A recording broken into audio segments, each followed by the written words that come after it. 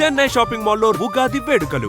మీ పండుగ shopping Chennai shopping మాల్లో చేయండి. అందమైన వస్త్రాలతో పాటు విలువైన బహుమతులు పొందండి.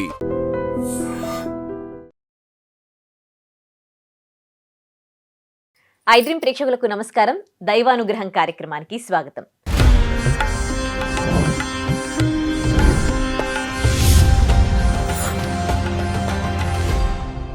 మనకి మార్చి 3వ తేదీ సంపూర్ణ చంద్రగ్రహణం వస్తుంది.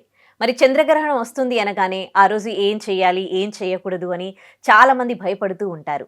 అసలు చంద్రగ్రహణం రోజు మనం ఏం పాటించాలి, అసలు గ్రహణం అంటే ఏంటి, గ్రహణాలకి రాశులకు సంబంధం ఏంటి, అసలు గ్రహణానికి అలాగే సైన్స్కి ఏమైనా సంబంధం ఉందా, ఈ డౌట్స్ అన్నీ కూడా క్లారిఫై చేసుకుందాం.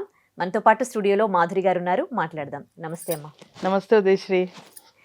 గ్రహణం వస్తుంది అంటే చాలు ఇంకా ఒక్కొక్కరు ఒక్కోలా చెప్తూ ఉంటారు. ఈ టైంకి గ్రహణం ఉంది, మీరు ఇది చేయాలి అది చేయొద్దు అని. ఇప్పుడు సంపూర్ణ చంద్రగ్రహణం వస్తుంది కదా, దాని టైమింగ్ దాని గురించి మాట్లాడతారా ఫస్ట్? మనం ఖగోళ శాస్త్రం ప్రకారంగా తీసుకుంటే, అంటే సైన్స్ బేసికల్గా ఆస్ట్రానమీ ప్రకారంగా తీసుకుంటే గ్రహణం అంటే చాలా చిన్న విషయం. అది రెగ్యులర్గా సెలెస్టియల్ ఈవెంట్ అనమాట. రెగ్యులర్గా ఆకాశంలో జరిగే ఒక ఈవెంట్. అందులో ఏం ప్రత్యేకత లేదు. ఎందుకు అంటే గ్రహణంలో చాలా రకాల గ్రహాలు ఉంటాయి. ఒక్కొక్క గ్రహానికి ఒక్కొక్క వేగం ఉంటుంది. వాటికి తాలూకు ఒక నిర్ణీత కక్ష అంటే ఒక ఆర్బిట్ ఉంటుంది. ఆర్బిట్లో అవి తిరుగుతూ ఉంటాయి. అలా తిరుగుతున్నప్పుడు ఒక్కొక్కసారి గ్రహణాలు ఏర్పడతాయి. మామూలుగా అయితే మనం ఏంటి, అది ఒక వింతలాగా ఒక విచిత్రంలాగా చూస్తాం. కానీ ఆస్ట్రానమీ ప్రకారం అదేమీ కాదు. ఖగోళ శాస్త్రంలో అది చాలా అతి సాధారణమైన విషయం. గ్రహణంలో ఇంపార్టెంట్గా ఏంటి ఉంటాయి గ్రహాలు? 3: భూమి, చంద్రుడు, సూర్యుడు. ఈ మూడిటి మధ్య కదా గ్రహణం ఏర్పడుతుంది. ఈ 3 ఎప్పుడైతే ఒకే సరళ రేఖలోకి వస్తాయో, వాటి గమనంలో ఒక భాగంగా ఒకే సరళ రేఖలోకి, అంటే ఒక స్ట్రైట్ లైన్ మీదకి 3 గ్రహాలు వచ్చినప్పుడు గ్రహణం ఏర్పడుతుంది. ఎప్పుడైతే సూర్యుడికి భూమికి మధ్యలో చంద్రుడు వస్తాడో అప్పుడు సూర్యగ్రహణం వస్తుంది. సూర్య చంద్రులకి మధ్యలో భూమి వస్తుందో అప్పుడు చంద్రగ్రహణం వస్తుంది. అంతే. అయితే ఈ గ్రహణాలు ఒక్కొక్కసారి కొంచెం 1 నెల 2 నెలలు తేడాలు రావచ్చు, ఒకసారి 6 నెలలకి 3 నెలలకి అట్లా రావచ్చు. నార్మల్గా సంవత్సరంలో ఒక 2 గ్రహాలు ఉండే అవకాశం అయితే ఉంది. అయితే ఈ గ్రహాల్లో కూడా రకాలు ఉన్నాయి. ఇప్పుడు ఇందాక అనుకున్నాం కదా, రేపు రాబోయేది సంపూర్ణ చంద్రగ్రహణం అని. అట్లాగే సంపూర్ణ గ్రహణం అంటే ఏంటంటే ఒక గ్రహము ఇంకో గ్రహంగా, అంటే ఇప్పుడు గ్రహాలు ఉపగ్రహాలు కదా, చంద్రుడు ఉపగ్రహం, సూర్యుడు భూమి గ్రహాలు. ఒక గ్రహం ఇంకొక ఉపగ్రహం కానీ లేకపోతే ఇంకో గ్రహం కానీ ఇంకో గ్రహాన్ని పూర్తిగా కప్పివేసిన, సగం కప్పివేసిన, లేకపోతే అలాగ ఆ 3 ఒకే స్ట్రైట్ లైన్లోకి వచ్చినప్పుడు ఒకటి అస్పష్టంగా కనిపించిన దాన్ని గ్రహణం అంటాము. అలా పూర్తిగా కప్పివేయబడినప్పుడు వచ్చేదే సంపూర్ణ గ్రహణం. ఒక గ్రహం ఇంకో గ్రహం చేత పూర్తిగా కప్పివేయబడితే అది సంపూర్ణ గ్రహణం అవుతుంది. Complete or total solar eclipse or lunar eclipse. అదే కొంత భాగం, సగము లేదా సగం కన్నా తక్కువ లేదా సగం కంటే ఎక్కువ కప్పివేయబడి సగం మాత్రమే కనిపిస్తూ ఉంటే అది పాక్షిక అంటాం, పాక్షిక గ్రహణం అంటాం. అలాగే ఇంకో గ్రహణం ఉంటుంది, అదేంటంటే అది సూర్యగ్రహణంలో మాత్రమే వస్తుంది, వలయాకార గ్రహణం. ఎందుకు వలయాకార గ్రహణం అంటారంటే, సూర్యుడు ఉంటాడు కదా, సూర్యుడికి అడ్డుగా చంద్రుడు వచ్చేస్తాడు. కానీ ఎలా వస్తాడంటే అవుటర్ లైన్ అంతా వదిలేసి మధ్యలో అంతా క్లోజ్ చేస్తాడు, అవుట్ లైన్ కనిపిస్తూ ఉంటుంది. అప్పుడు ఎలా కనిపిస్తుంది అవుట్ లైను? ఒక రింగ్ లాగా కనిపిస్తుంది. దాన్ని వలయాకార గ్రహణం అంటాం. అదే చంద్రుడి విషయంలో అయితే ఏమవుతుంది, చంద్రగ్రహణంలో ఏమవుతుందంటే భూమి సూర్యుడికి చంద్రుడికి మధ్యలో వచ్చినప్పుడు సూర్యుడి తాలూకా కాంతి ఏదైతే ఉందో అది రిఫ్రాక్షన్ అంటారు, వక్రీభవనం చెంది చంద్రుడి మీద పడినప్పుడు ఎర్రగా పడుతుంది. ఆ ఎరుపు రంగు, ఆ కాంతి కిరణాలు పడడం వల్ల చంద్రుడు ఎరుపుగా మారుతాడు. అందువల్ల దాన్ని బ్లడ్ మూన్ అంటాం లేదా రక్త చంద్రగ్రహణం అంటాం. మామూలుగా సూర్యుడి తాలూకా కిరణాలు నేరుగా భూమి మీదకి పడాలి. మధ్యలో చంద్రుడు వచ్చేసాడు అనుకో, కాసేపు ఎక్కువసేపు, నార్మల్గా సూర్యగ్రహణాలు ఎక్కువసేపు ఉండవు, ఒక 10 నిమిషాలు లేదా 15 నిమిషాలు, అంతకంటే ఎక్కువ వ్యవధి ఉండదు. చంద్రుడు అడ్డు పెడతాడు కదా, ఆ అడ్డు పడినప్పుడు ఆ నిమిషం, ఆ టైం కొంతసేపు మాత్రము ఆ సూర్యకిరణాలు భూమికి రావు, ఆ టైమే మనం గ్రహణం అంటాం.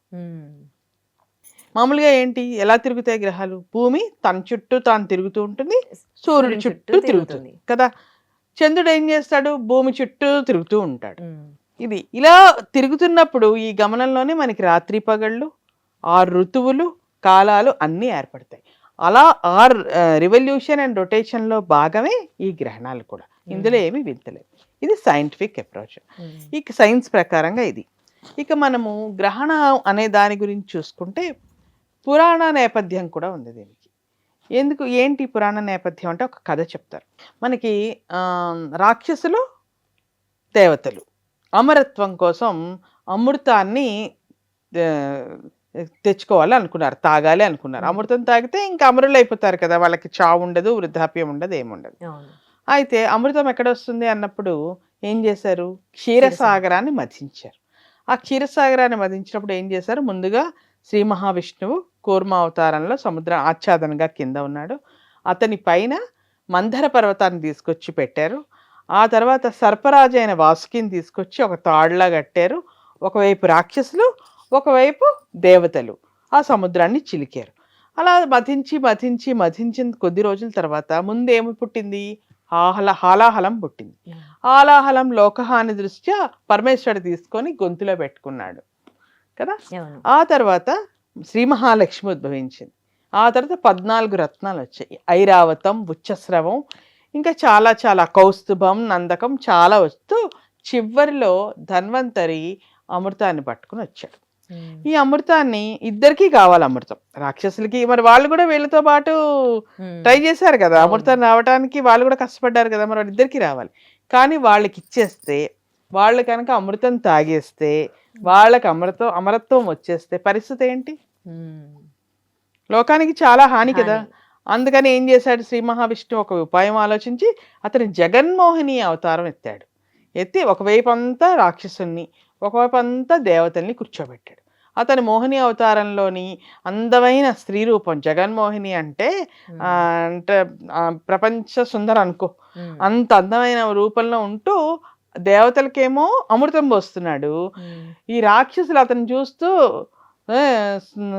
వాళ్ళకి మెస్మరైజ్ అయిపోయారనమాట, సమోహితులు అయిపోయి అతను ఏం పోస్తే అది తాగేశారు. అతను నిజంగా అతనికి అమృతం పోయకుండా వాళ్ళకి సుర అనే పానీయాన్ని పోసాడు. వాళ్ళు విష్ణుమూర్తి వైపు చూస్తూ అదే అమృతం అనుకుని తాగేశారు. కానీ అందులో స్వరభాను అనే ఒక రాక్షసుడు ఈ విషయాన్ని కనిపెట్టి దేవతల వైపు వెళ్ళి కూర్చున్నాడు. విష్ణుమూర్తి కూడా తెలియక దేవతలతో పాటు అతనికి కూడా అమృతాన్ని పోసేశాడు. అతను అమృతం తాగేశాడు. ఆ విషయాన్ని ముందుగా సూర్యచంద్రులు ఇద్దరు కనిపెట్టి విష్ణుమూర్తికి చెప్పారు. అతను రాక్షసుడు, అతనికి నువ్వు పోసేసావు, అతనేమో తాగేశాడు అమృతాన్ని, అమరుడైపోతాడు. వెంటనే విష్ణుమూర్తి ఏం చేశాడు? సుదర్శన చక్రంతో అతని తల సంహరించేశాడు. అతనికి అప్పుడు పీకకి పీక, మొండం వేరు, తల వేరైపోయినాయి. అయిపోతే ఏమైంది? తల భాగం రాహువు, మొండం భాగం కేతు అయింది. అందుకనే రాహుకేతువులకి సూర్యచంద్రులు అంటే కోపం, పట్టించారు కదా మరి. అందుకని ఎప్పుడు అవకాశం దొరికినా అప్పుడు సూర్యచంద్రులు ఇద్దరిని మింగేస్తూ ఉంటారట. అది గ్రహణానికి చెప్తారు. కానీ రాహుకి పీకి ఇక్కడ వరకే ఉంది కదా, నోట్లోంచి మింగుతాడు, పీకలోంచి మళ్ళీ బయటకు వచ్చేస్తాడు. మరి మొండం లేదు కదా. ఆ కొద్దిసేపు ఎక్కడైతే ఈ పీకలో అతను ఉండిపోయాడో ఆ కొద్దిసేపే మనం గ్రహణం అంటాం. ఓకే, అది గ్రహణానికి సంబంధించిన పురాణ నేపథ్యం. ఓకే, ఇక గ్రహణం నాడు ఏం చేయాలి, ఏం చేయకూడదు ఆచారాలు. మామూలుగా అయితే చెప్పాను కదా, సైంటిఫిక్ గా చూస్తే అది చాలా క్వైట్ కామన్, ఏమీ కాదు, మామూలే. కానీ నార్మల్ సెలెస్టియల్ ఈవెంట్. అదే మనం పురాణంగా చూస్తే ఏమంటారు? అది చాలా అశుభం కింద భావిస్తారు కదా, అశుభం అని అశోచనం. అందుకని ఏం చేస్తారు? ఇంతకు ముందరలో అమ్మ కొన్ని వర్గాల వాళ్ళకి మాత్రమే గ్రహణం గురించి పూర్తి అవగాహన ఉండేది, పూర్తిగా తెలిసి ఉండేది. కొంతమంది అంతలా పట్టించుకునే వాళ్ళు కాదు, కొంతమంది చాలా పట్టింపులు ఉండేవి. ఇప్పుడు ఈ సోషల్ మీడియా వచ్చిన తర్వాత, టీవీలో వచ్చిన తర్వాత ఒక వారం రోజులు ముందర నుంచి వాయించేస్తున్నాం కదా ఎడాపెడా. అందుకని ప్రతి వాళ్ళు కొంచెం భయం కూడా పడేవాళ్ళు కొందరు, గుర్తుపెట్టుకొని ఖచ్చితంగా పాటించే వాళ్ళు కొందరు, రకరకాలు ఎవరికి తోచినట్టు ఎవరికి వీలైనట్టు వాళ్ళు చేస్తున్నారు.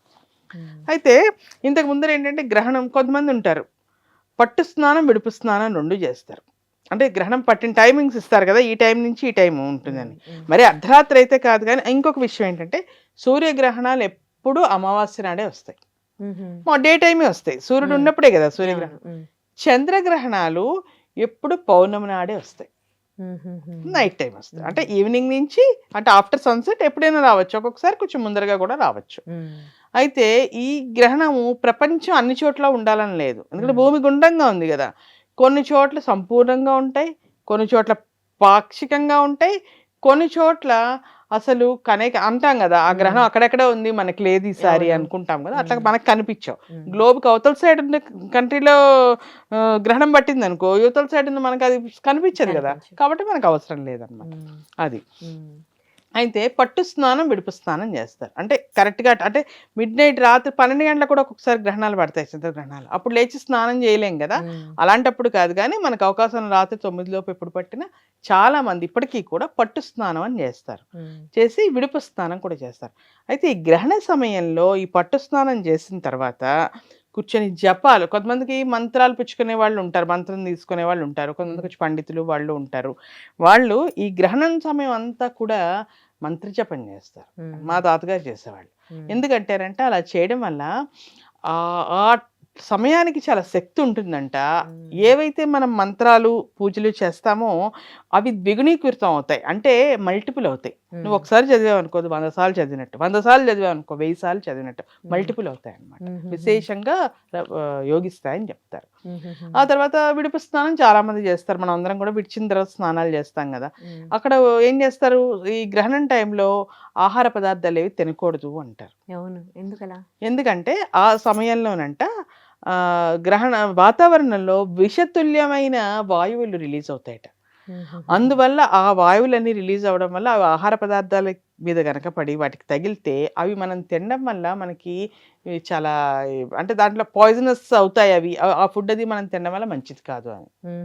అలాగే కొన్ని కొన్ని ఉంటాయి, ఇప్పుడు నిల్వ పచ్చళ్ళు ఏంటవి, పెరుగులు, పాలు ఇలాంటివి ఉంటాయి. వాటి మీద ఏం చేస్తారంటే దర్బలు వేసుకుంటారు. దర్బ ఎందుకంటే దర్బ చాలా పవిత్రమైనది. పవర్ ఎందుకంటే దాన్ని పవిత్రమైన కార్యక్రమాల్లో వాడతారు, అన్నిటికీ వాడరు కదా దర్బని. కుసగడ్డ అంటారు దాన్ని, ఏంటంటే ఎక్కువ పితృకార్యాల్లో వాడతారు, యజ్ఞాలు యాగాలు చేసినప్పుడు వాడతారు. అది బాగా డ్రైగా ఉంటుంది, దాన్ని ఏమి ఏ యానిమల్స్ ముట్టుకోవు దాన్ని, ఎందుకంటే దాని ఎడ్జెస్ అవి చాలా గట్టిగా షార్ప్, మనం పొరపాటుగా ఇలా తీసామంటే చేయి కట్ అయిపోతుంది. సో అది చాలా పవిత్రమైనది, అందువల్ల అది వేస్తే అది ఏవైతే ఈ విషవాయువులు అవి వచ్చి వాటిలోకి వెళ్ళకుండా అడ్డుకుంటుందని నమ్ముతారు. తర్వాత ఈ గ్రహణము, సూర్యగ్రహణము ఎప్పుడు కూడా ఎక్కువసేపు ఉండదు, 10 నుంచి 15 నిమిషాలే ఉంటుంది, అంతకన్నా ఎక్కువ ఉండదు. చంద్రగ్రహణం అయితే లాంగ్ లాస్ట్, చాలా సేపు ఉంటుంది, 2-3 గంటలు కూడా ఉంటుంది. సూర్యగ్రహణాన్ని నేరుగా కళ్ళతో ఎప్పుడు చూడకూడదు, ఎందుకంటే అందులో ఉండే యూవీ రేస్ ఉన్నాయి కదా, అవి రెటినాని కాలిపేటట్టు చేస్తాయట. సో గ్లాసెస్ వేసుకుని చూడాలి. చంద్రగ్రహణం చూసినా పర్వాలేదు, కానీ ఇవాళ రేపు నన్ను అడిగితే చూడాల్సిన అవసరం లేదు, మన టీవీలో లైవ్ టెలికాస్ట్ వస్తుంది. సో సేఫెస్ట్ మోడ్ కూడా కదా, సో టీవీలో చూసుకోవచ్చు. ఇక వీళ్ళు ఉన్నారు కదా ప్రెగ్నెంట్ లేడీస్ని ఆ టైంలో పడుకునేయమని చెప్తారు, ఆ టైంలో ఏవి తినద్దని చెప్తారు. అవును, ఎందుకు అలా చెప్తారు అంటేనంట ఒక రకమైన రేస్ ఏవైతే ఉన్నాయో, గ్రహణం టైంలో విడుదలయ్యే రేస్ అన్నీ కూడా, విడుదలయ్యే రేస్ అంటే కిరణాలు చాలా పవర్ఫుల్ అని, అవి కడుపులో ఉండే బేబీ అంటే గర్భస్థ శిశువు మీద వాటి తాలూకా ప్రభావం చూపిస్తాయని, దానివల్ల పిల్లలు అంగవైకల్యం అంటే హ్యాండిక్యాప్ చిల్డ్రన్ కానీ, మెంటల్లీ ఛాలెంజ్డ్ కానీ పుడతారని, బ్రెయిన్ మీద కనుక ఎఫెక్ట్ అయితే, అంటే మనోవైకల్యం అంటారు, అంగవైకల్యం మనోవైకల్యం ఇలాంటి పిల్లలు పుడతారని చెప్తారు. అందువల్ల ఆ టైంలో ఆ గర్భవతుల్ని బయటికి రావద్దని, అంటే చూడొద్దని, తర్వాత ఇంట్లో కూడా కదలకుండా పడుకోమని, ఆ టైంలో అసలు ఏమీ తినొద్దని చెప్తారు. చిన్నపిల్లలకు కూడా చెప్తారు, చిన్నపిల్లలు పెద్దవాళ్ళు కొంచెం ఉండలేని వాళ్ళు ఉంటే తినేస్తారు, కానీ నార్మల్గా చిన్నపిల్లలు బాగా ఇన్ఫాంట్స్ని కూడా బయటికి పట్టుకుని వెళ్ళొద్దు అట్లా చెప్తారు, ఎందుకంటే వాళ్ళకి కూడా రేస్ అది మంచిది కాదు అని. నార్మల్గా గ్రహణంలో ఎవరు బయటికి వెళ్ళరు, ఇంతకు ముందు అంటే ఏవో ఎక్స్రే షీట్స్ పెట్టుకొని గ్లాసెస్ పెట్టుకొని చూసేవాళ్ళు, ఇప్పుడు టీవీలో వచ్చేస్తున్నది కాబట్టి అవసరం కూడా లేదు. ఇక అయిపోయిన తర్వాత మొత్తం ఇళ్ళంతా కడుక్కొని ఫ్రెష్గా, ఉదయం మిగిలిపోయిన ఫుడ్స్ గట్రా ఉంటే మళ్ళీ తినరు, అవి పడేసి మళ్ళీ కొత్తగా వండుకొని చేసేవాళ్ళు. కాకపోతే ఇప్పుడు ప్రాక్టికల్గా చూస్తే ఇప్పుడున్న పరిస్థితుల్లో మన ఇలాంటి నగరాల్లో అలాంటివన్నీ పాటించడం కొంచెం కష్టమైన పని కదా. చాలా మంది బయట తింటూ ఉంటారు, జాబ్స్ చేసేవాళ్ళు, నెక్స్ట్ 24/7 లైక్ డిఫరెంట్ షిఫ్ట్స్లో పనిచేసే ఉద్యోగాలు ఉంటాయి, వాళ్ళ కోసం ఫ్రెష్ గా అప్పుడు ఎవరు వండి పెడతారు, ఏ రెస్టారెంట్ లోనే తినే వాళ్ళకి. స్వీట్ షాప్ లో స్వీట్స్ ఏమవుతాయి, స్వీట్స్ మన స్ట్రీట్ ఫుడ్స్, ఫాస్ట్ ఫుడ్స్, అవ్వవు కదా, అవును. వీలు పడదు. కాకపోతే వీలైనంత వరకు ఇల్లు కడగడాలు కూడా అవ్వవు, ఎందుకంటే మనం ఇప్పుడు అపార్ట్మెంట్ లైఫ్ కదా, ఎక్కడ పడితే అక్కడ నీళ్ళు కడగలే. బయటికి పోవు కదా. అవును. సో దానికి తగ్గట్టుగా కొద్ది గొప్ప మార్పులు చేసుకోవడం, అంటే వీలైనైతే పర్ఫెక్ట్ గా పాటిస్తామంటే మంచిదే, వద్దని ఎవరు చెప్పరు. ఎందుకంటే శుభ్రంగా ఉండడము, ఫ్రెష్ ఫుడ్ తినడము, స్నానాలు చేయడం ఇవన్నీ మంచివే కదా, ఆరోగ్య అలవాట్లే కదా, ఇందులో ఏమీ ఇది లేదు కదా. అది తర్వాత ఈ గ్రహణము కోసం ఇంకా కొన్ని రాసుల మీద గ్రహణం కొన్ని నక్షత్రాలు, అంటే ఆ టైంకి ఏ నక్షత్రం ఉందో ఆ నక్షత్రంలో పడతాయి గ్రహణాలు. ఆ నక్షత్రం ఉన్న రాశి గాని ఆ నక్షత్రం వాళ్ళ గాని గ్రహణం చూడకూడదు, దానివల్ల వాళ్ళకి చాలా చెడు ప్రభావాలు ఉంటాయి అంటారు వాళ్ళ మీద. ఉంటాయండి నిజంగా రాశుల ప్రభావం? మరి అది నమ్మకం అమ్మా, మరి ఉంటాయి ఉండవో అని మనం ఇప్పుడు ఇక్కడికి చెప్పుకోలేము, నమ్మకం బట్టి ఉంటుంది అది. అయితే దానికి ఏంటి ఫలితాలు చెప్తారు కదా, నెక్స్ట్ డే వెళ్ళి దానం చేయాలి, దేవాలయాలు సందర్శన చేయాలి. డెఫినెట్ గా దేవాలయాలు సందర్శన చేయడం వల్ల అక్కడ ఏదో పూజో అభిషేకం అర్చన చేయించుకోవడము, దానాలు చేయడం ఎప్పటికైనా మంచివే కదా. సో నిజంగా ఒకవేళ బ్యాడ్ ఎఫెక్ట్స్ ఉన్నా తగ్గుతాయి, లేకపోయినా అది చేయడంలో తప్పులేదు కదా. అలాగే ఇప్పుడు చంద్రగ్రహణం మనకు రాబోయేది.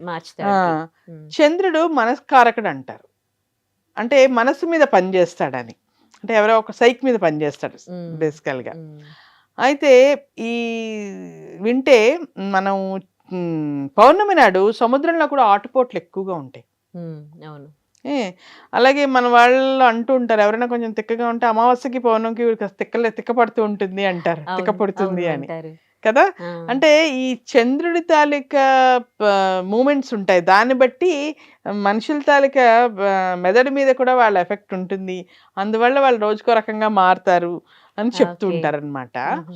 అందుకే అది ఎంతవరకు నిజమన్నది పక్కన పెడితే యూసేజ్ అయితే బాగా ఉంది. ఇక మనము చంద్రగ్రహణము లేకపోతే ఏ పౌర్ణమైనా, గ్రహణం పట్టిందనే కాదు, గ్రహణాలు ఎప్పుడు పౌర్ణమి నాడు వస్తాయి చంద్రగ్రహణాలు.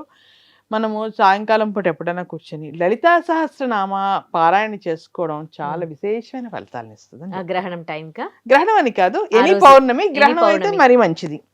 ఎందుకంటే గ్రహణం టైంలో ఎలాగా మిడ్ నైట్ పట్టట్లేదు, కాస్త ఈవినింగ్ మంచి టైంలోనే 3 to 6 ఏమో కదా ఈసారి గ్రహణం, మనకి 3:40 ఎంత ఉండి 6:40 6:58 వరకు ఏమో ఉంది.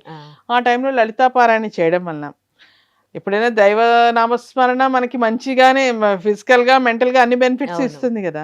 సో గ్రహణం టైంలో చేయడం వల్ల బెనిఫిట్స్ అన్ని మల్టిపుల్ అవుతాయి కదా. సో అది మంచిది, అలా చేసుకోవచ్చు. స్నానం చేయొచ్చు విడిచిన తర్వాత, ఆ తర్వాత మిగతా ఫ్రెష్ గా వండుకొని తినచ్చు, ఇవన్నీ మంచివి. ఇక రాశి ఫలితాలు, నెక్స్ట్ డే దేవాలయ సందర్శన కూడా చాలా మంచిది. ఏమాత్రం అవకాశం ఉన్నా వీలున్నా దేవాలయానికి వెళ్ళడము, ఇలా ఏమైనా మన ఇంక దానాలు అనేవమ్మా మన శక్తి కొద్ది, మనం ఎంత చేయగలగమో అంత చేయొచ్చు, దానిలో ఏమి రిస్ట్రిక్షన్స్ లేవు, ఇంతే చేయాలని కూడా లేదు, అలా చేయొచ్చు. గ్రహణం టైంకి ఈ పనులు చెయ్యొద్దు అని ఏదైనా ఉందండి? ఈ పనులు చేయొద్దు అంటే ఫస్ట్ భోజనం చేయొద్దు అంటారు, ఆ టైంలో అన్ని తినద్దు తాగద్దు అని చెప్తారు, అది మెయిన్. నార్మల్ గా వీలైనంత వరకు బయట కూడా తిరగద్దు అంటారు, మధ్యాహ్నం పూట ఎండలోని అది తిరగడం మంచిది కాదు అంటారు, ఇంట్లోనే కూర్చోండి ఎక్కడ బయటకు పోవద్దు అంటారు. ఆ రెండు రిస్ట్రిక్టెడ్.